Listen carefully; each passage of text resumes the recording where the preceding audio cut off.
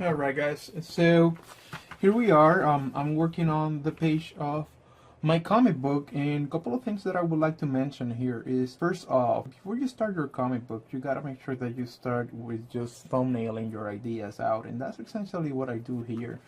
So you guys can see, this is actually pretty small size. This is just a regular printing paper, and this is the size of it. And what I did, I took that regular printing paper, divided it into just like so.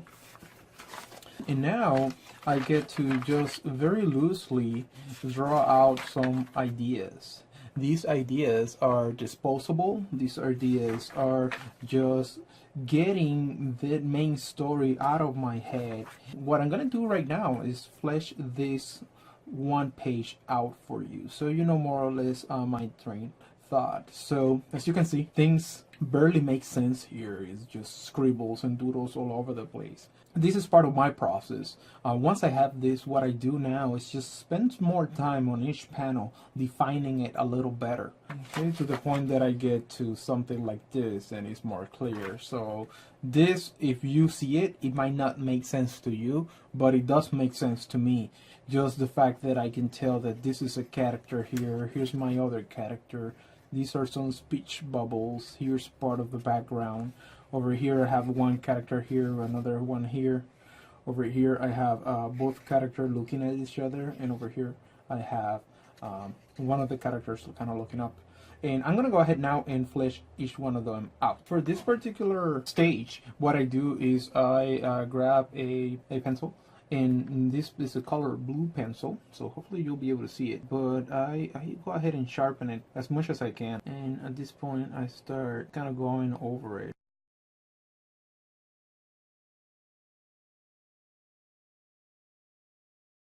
Now, I don't want to spend too much time on them. This just still, they still need to be kept loose, and above all, disposable, right? So therefore, I want to spend some time, but not too much time. Another thing is that I like working on the overall. I'm trying to go over it as a whole and not really focusing on any order. So when we talk about thumbnails, what we're talking about just little disposable drawings that you can always throw away if you need to, and just come up with better compositions. It's just allowing you to get ideas out of your head and fleshing them out in a manner you'll end up with a much better product. They help for exploration purposes. You should always take a time just kind of exploring your drawings, not really going with the first thing that comes to mind, and that's where these guys come in. Here's another thing that I use a lot is actually my putty eraser. It's very soft, very moldable, allows you to twist it, and for this type of drawing, I'm drawing very lightly, not looking for anything too specific. It just helps me out. It erases just a little bit, helps you out if you're trying to erase like hard lines, but it's great for soft lines.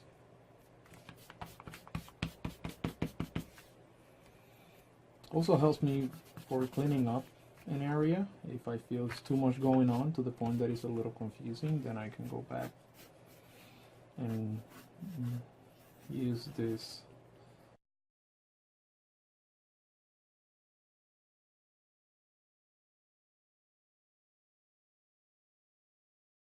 I always like keeping my medium sharp. You always will get better results from it.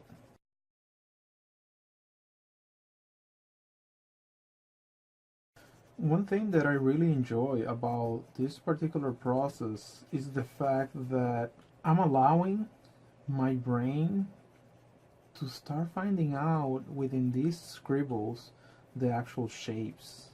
It's very magical to a certain extent to be able to start seeing those shapes and start making sense of all of those lines, right? And when that happens, it's literally very rewarding. So I don't remember getting to this point from overnight. I remember, it took lots of practice of getting there, but once it started happening, it's almost become a little addictive, because you're now always kind of like expecting that magic moment to just happen, and and it doesn't really happen all the time necessarily.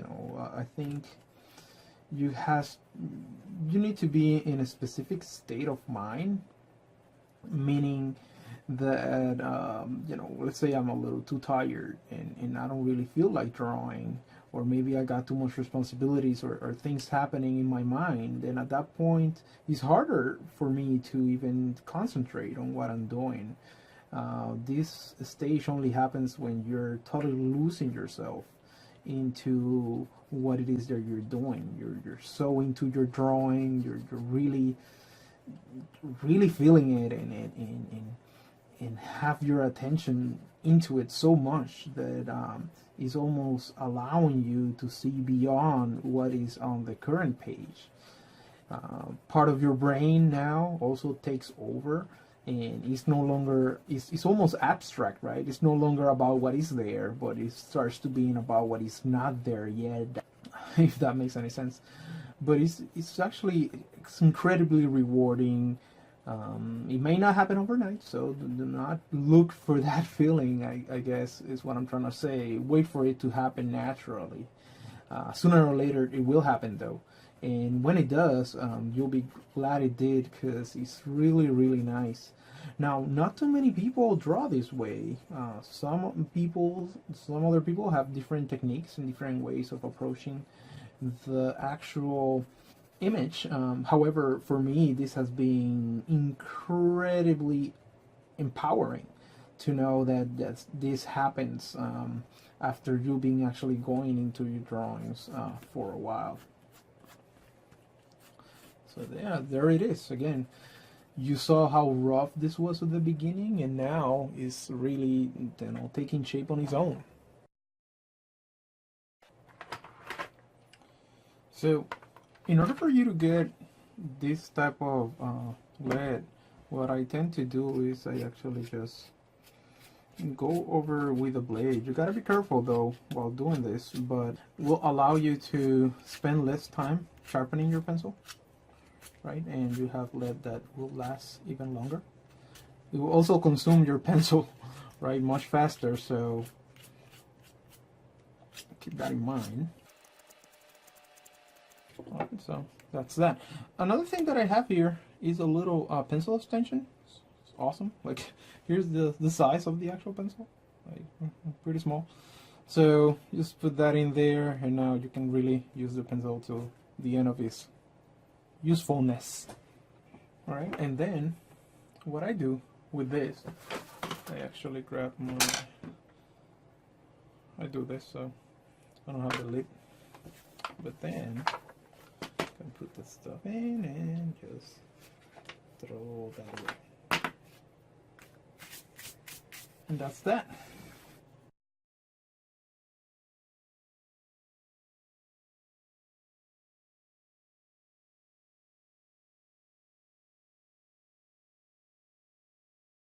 Yeah, so I'm having a little bit of trouble with what I'm trying to do here. So the great thing is, because again I spent relatively little time just figuring out, I can always try some other things. So you see, at the end of the day, I'm really spending just a fraction of the time that would have got me if I were to draw bigger. All right, here we go. Okay, guys. So from here, I hope that you can take away the fact that for a comic book, in order for it to be created, you don't have to go to have your drawings being perfect from the get-go. You can actually spend some good time on just your preliminary work, and the more you do, the faster it's going to be later, and the better is going to be your final product. So do not neglect this part in your comic book creation process. Okay, very, very important.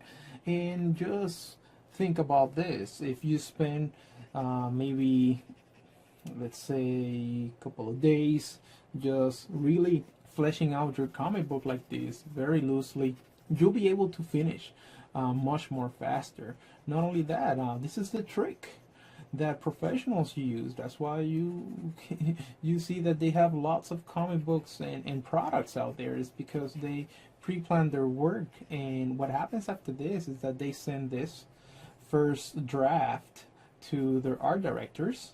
At that point, they decide if this is if this is good, this is going in the if this is heading on the direction they want, and submit it for approval. Once the approval gets to the artist, then the artist can spend some more time on each one of the drawings, really fleshing them out. Thank you so much. Thank you guys for your time. I hope to see you next time with more tips and how to create your own comic book. Thank you.